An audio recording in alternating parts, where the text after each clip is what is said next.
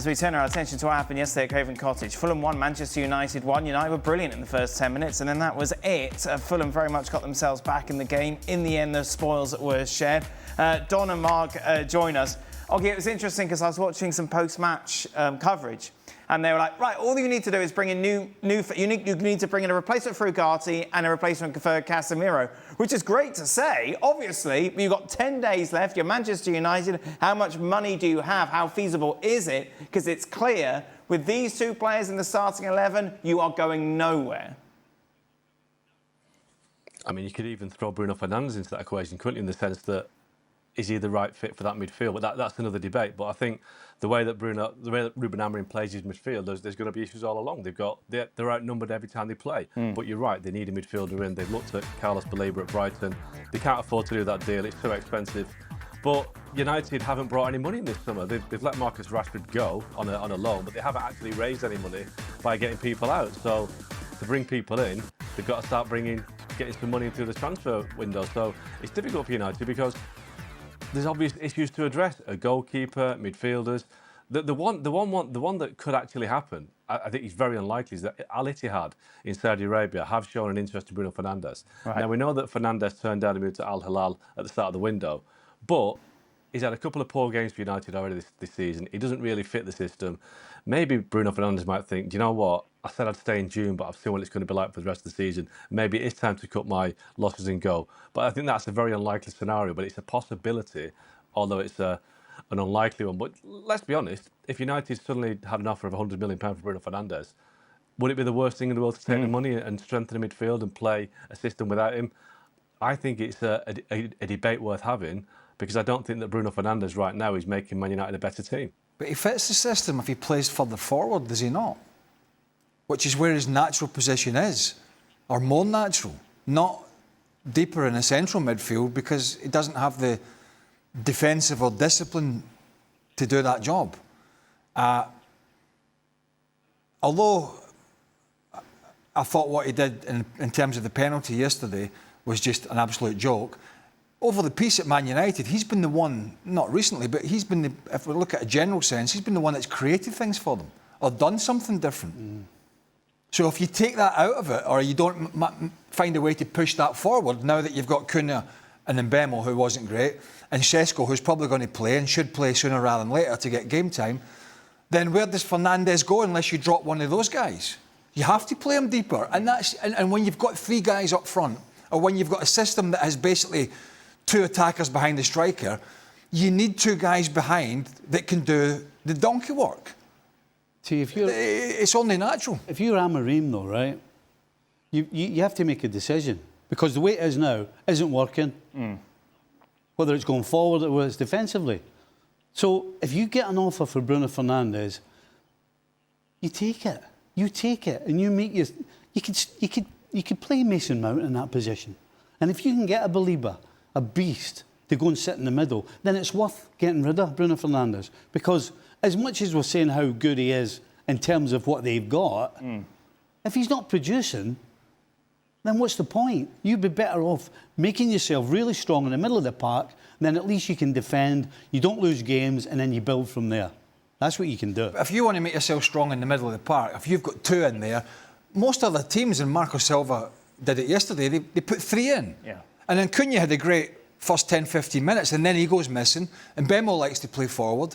And so you're always getting outnumbered in there by other coaches that flood the midfield. And this is this system that he plays, and he's steadfast. Now, it worked for him in Portugal, but Portugal is Portugal, right? It isn't as good a league. It's a bit like saying Ange Postecoglou, this style he had at Celtic, which was so open and attacking, he tried to use it at Tottenham, it didn't work. Because it worked in Scotland. Do you know why? Because they're not as good up there. And when you lose the ball and you're open in the Scottish Premier League, you don't get exposed as much because the players are not as good. In the Premier League, he tried it worked for a period, and then he got caught out. So what Amorim has done in Portugal and the Portuguese Liga isn't necessarily going to work in the Premier League when you get outnumbered in the middle of the park, which is generally what's happened to them in most games. Don, of course, you were so positive about Manchester United despite their loss against Arsenal. What went wrong at the weekend?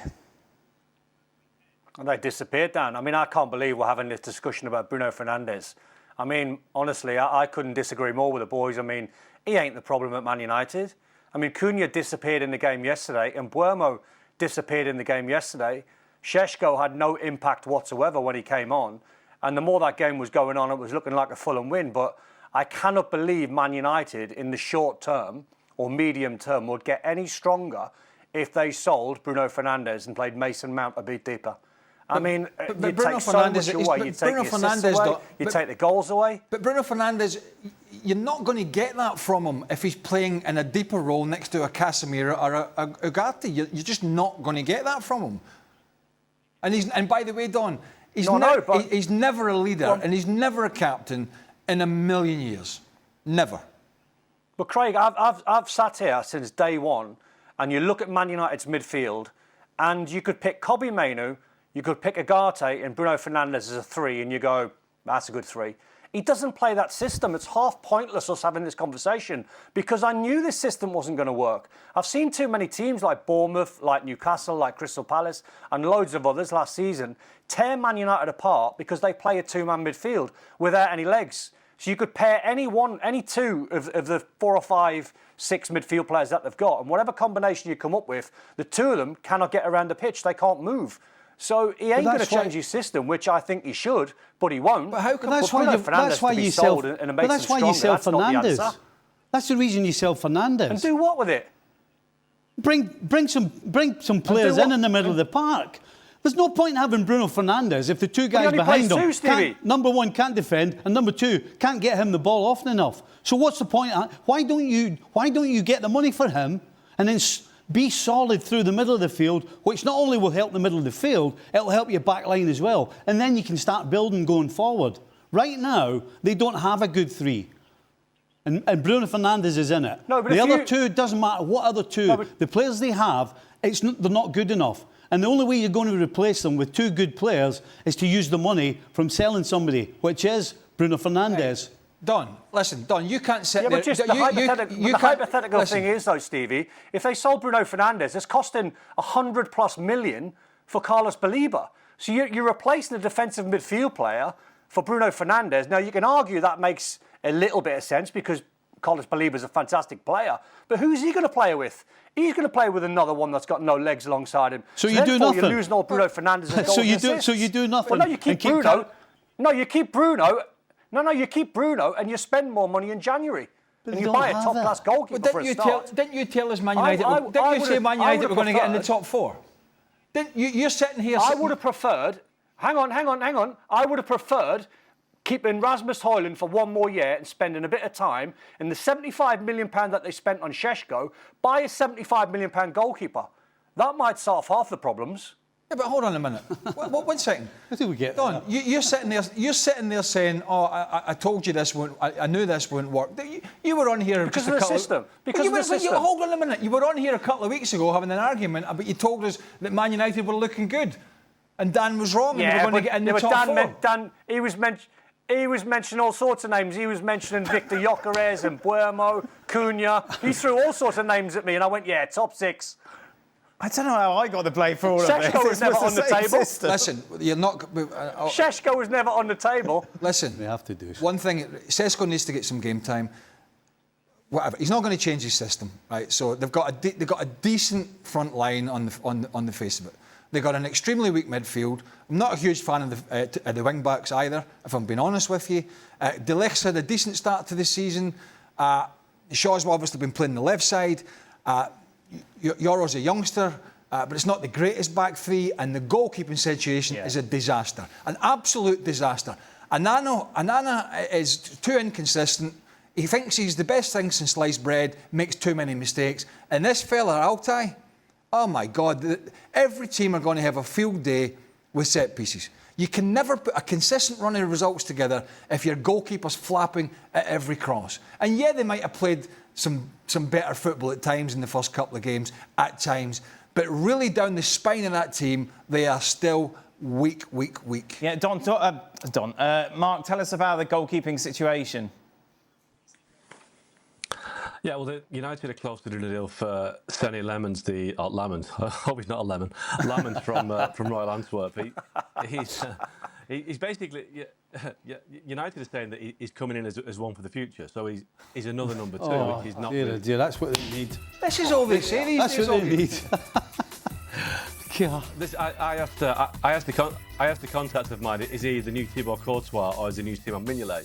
And he said he's somewhere in between. But he's not very good with crosses. So brilliant. It doesn't bode well. But obviously the guy is meant to be the next big thing in Belgium. But he's an investment, and United right now need people who can do it right now. You know, they need a rock solid goalkeeper. The guys are right about the midfield. The midfield is terrible. And just on the system will cost Ruben Amorim his job if he's not careful, because if he's so stubborn and will not change it, United won't get the results and the mood will change. You know, the mood was really optimistic before, during and after the Arsenal game, even though they lost. But if United can't get results at Fulham, they've got Burnley at home at the weekend. I'm going to Grimsby on Wednesday, just in case they lose at Grimsby in the Carabao Cup. Results dictate everything. And this system, which he will not change, Craig's right about Postecoglou. It's exactly the same system as Ange, or not the same system, but the same situation. A manager that is too stubborn to change. The best managers realise where the mistakes are. If the weakest part of his team is in the midfield, he can't play in that system. But he's not changing. He's insisting he's not going to change. And that stubbornness will eventually cost him his job if he doesn't get the results. And I can't see the results coming with this formation. Show me another top manager, either now or historically, that has not had the sense to make changes. The best managers, they say, are not just the ones that pick a team and send it out there. The best ones are that when it's gone against them, they react. They're on the sidelines and they say, right, this is not working. We're getting horsed in the midfield, we're getting done at the wide position, so we make changes. And that's what really good managers do, they adapt. They admit that they maybe got it wrong before the game and they make changes within the game, right? And they make changes from week to week. And it doesn't have to be a back 3 to a back 4, but it could be subtle changes, just something that's going to make the team better. This continuation from this guy of just saying, no, this is it, come hell or high water, this is what we're doing, is just... And Roggie's right, it's potentially going to cost him his job. Yeah, and do you know that classic? Do you know that classic old school question that people always ask when a new manager comes in? Do you play the system you know, or do you play a system that suits the players? Well, if you need an answer to that, just look at Amorim. There's your answer.